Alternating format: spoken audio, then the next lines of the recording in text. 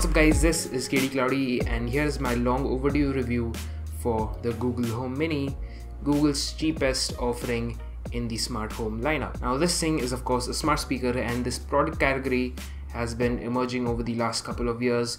Amazon's got their Echo lineup, Apple has got their HomePod, stuff like that, and to review and judge a product like this, it's best to break it down into two parts: how good of a speaker it is and how smart it is. Let's get into it. Okay, now before I start the video, I just want to preface, if your Wi-Fi router does not have WPS, which is Wi-Fi Protect setup, this thing, the Google Home, will not work at all like it did for me.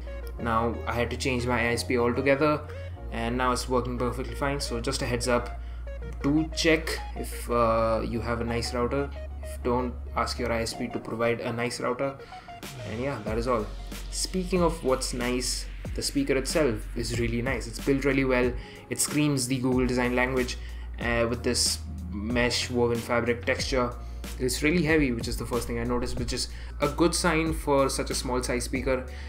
And the audio quality is surprisingly pretty good for a consumer product. It's nothing like too high end. It does get a little too loud and distorted above 75%, but yeah, I always have it around 40 to 50% or so. And yeah, by the way, controlling the volume is really easy. Just tap on either of the sides and yeah, that's it.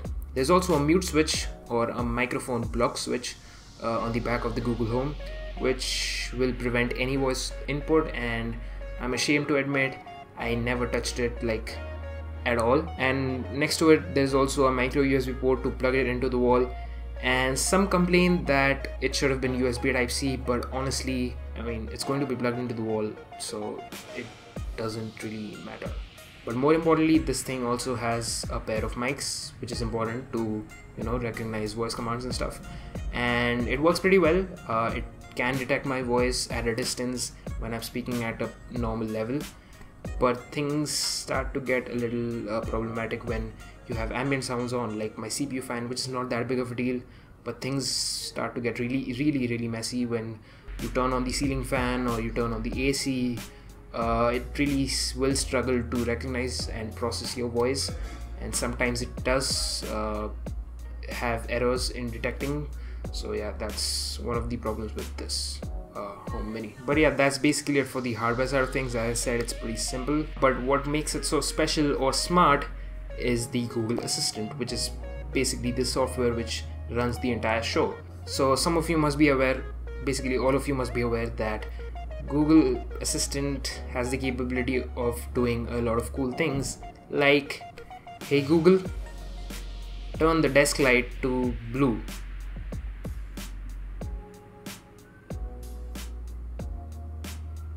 Sure, changing the desk light to blue. Not bad, huh? But yeah, here's some of the things which you can do through the Google Assistant using the Google Home Mini. Hey Google, find my phone. I can help by making your Pixel ring on full volume right away. Would you like me to do that? Yup.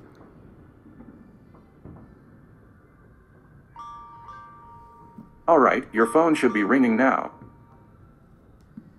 Hey Google, who was the director of Mission Impossible Fallout? Mission Impossible Fallout was directed by Christopher McQuarrie. Bring air quality index.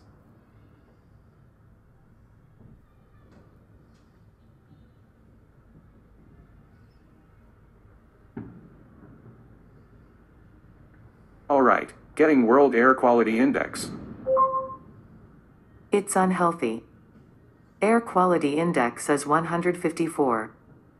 PM 2.5 is 154 microgram per cubic meter. PM 10 Hey, is Google. 87 Stop. Hey Google, play Agents of S.H.I.E.L.D. on Netflix.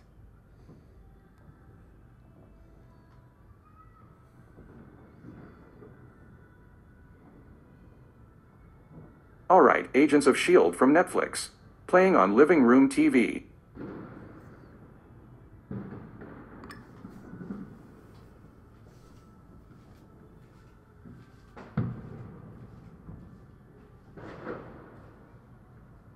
but all of the things which I mentioned, it can do all those things, but I never really use all those commands. I really have to be conscious about using the Google Home Mini and want to use it if I want to exploit any of its functionality. So yeah, what I mean to say is that despite having such a broad and diverse list of features and the things you can do with the Google Assistant, I just end up using it for turning on the lights and playing music. So it's kind of an underutilization of the product. I could rant about it for a couple of minutes more, but yeah, let's go on to some of the other problems which I have with this device. So the problem number one, Spotify has some major issues with the Google Home Mini. Okay, so this particular model is an imported one from the United States. So I was using it before it launched in India. So at that point of time, I was able to use Spotify really nicely. I could just ask it to play a song and play it from Spotify. But after a couple of months, when the Google Home actually officially launched in India, this particular model received an Indian software patch which basically stopped support for Spotify music playback, which was kind of a bummer, but I should be still able to cast music from the Spotify app from my phone, right? Nope. Okay, so the problem is that when I try to cast music from my phone to the Google Home Mini, it plays for exactly 10 seconds and then it stops. Literally, it just stops whenever I'm playing music from Spotify. So this was getting really annoying, and I had to buy the subscription for Google Play Music just for playing music on my Google Home, which is kind of a bummer. So I really hope Spotify comes to India soon so that I don't really have a problem. So this is just a heads up for any of you who's using Spotify in India. It's not really that good of an experience. Now my second problem is with playing podcasts. So whenever I ask it to play a podcast from Google Podcasts, whether it's the Vergecast or Maddie Wella's Ground Up Show, which is really good by the way, it struggles to process what I said, and it would just randomly play some random podcast which sounds like the Vergecast or something. Hey Google, play the Vergecast podcast.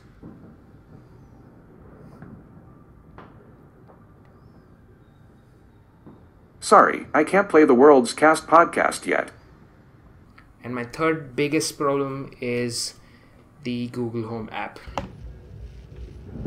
Well, sorry to interrupt, but this is the part where I complain about the clunky old Google Home app.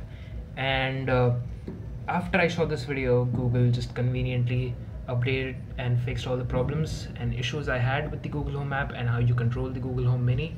So this part is sort of unnecessary, and the Google Home app is now nice and clean. So I guess I'll just jump right to the climax. Now, if you are actually in the market to buy a smart speaker, you might have wondered, do you even need a smart speaker after all? And to answer that question, you must ask yourself, how often do you actually use the Google Assistant on your phone? And that answer will basically determine if you actually need the Google Home or any smart speaker. And for me, basically, I was using Google Assistant on my phone regularly on a day-to-day basis for setting up reminders and alarms and all that stuff.